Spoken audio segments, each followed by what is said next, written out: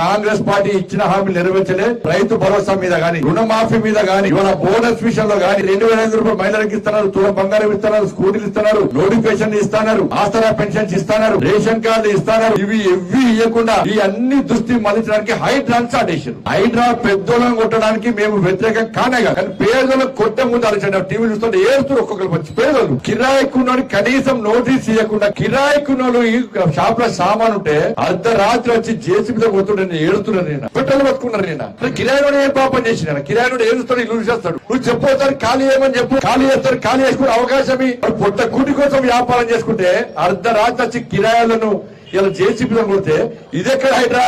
హైడ్రా మీద మంచి విశ్వాసం పోతుంది. ఇలా ప్రభుత్వం వ్యవహారం వల్ల మొన్నటి వరకు హైడ్రా సపోర్ట్ చేసే వాళ్ళు కూడా వ్యతిరేకించే పరిస్థితి ప్రభుత్వమే కొన్ని తీసుకునేది. వాళ్ళు సపోర్ట్ చేసిన హైడ్రా, ఇప్పుడు సపోర్ట్ చేసిన హైడ్రా. కానీ పెద్దోళ్ళు కొట్టు, కిరాయికున్న పేదలను కొడితే వాళ్ళకి చూడాలి. ఇల్లు జాగాలు కొనేటప్పుడు రిజిస్ట్రేషన్ డాక్యుమెంట్స్ ఉన్నాయా? వాళ్ళకు ఉన్నాయి. లింక్ డాక్యుమెంట్స్ ఉన్నాయా? వాళ్ళకు ఉన్నాయి. మున్సిపల్ గ్రామ పంచాయతీ పర్మిషన్ ఉందా? వాళ్ళకు ఉంది. ఓనర్షిప్ సర్టిఫికేట్ ఉందా? ఉంది. హౌస్ నంబర్ ఉందా? ఉంది. మీటర్ ఉందా? ఉంది. కరెంట్ అది ఉందా? ఉంది. ట్యాప్ కనెక్షన్ అన్ని ఉన్నాయి. బిల్లు కడుతున్నారు, ప్రభుత్వం తీసుకుంటున్నారు. పర్మిషన్ ఇచ్చిన ఏం చేయవు. పెద్ద పెద్ద బిల్లు వేసి వెళ్ళిపోవు. ఒక్కరి ఊడబట్టి మొత్తం సినిమా చూపడుతున్నావు. పేదలకు కొట్టే పరిస్థితి వచ్చింది ఇవాళ. కాబట్టి హైడ్రా పేరు చెప్పి రుణమాఫీ గురించి మాట్లాడే పరిస్థితి లేదు ఇవాళ. చర్చ లేదు ఇవాళ. పేపర్ రాస్తావే, టీవీ చూపోతారు. రుణమాఫీ వేది, రైతు భరోసా వేది, అన్ని వేడాయి ఇవాళ. 6 గ్యారెంటీల మీద ప్రజల దృష్టి మళ్లించడానికి కూడా హైడ్రా పేరుతో రాష్ట్ర ప్రభుత్వం డ్రామాలు ఆడుతున్నది.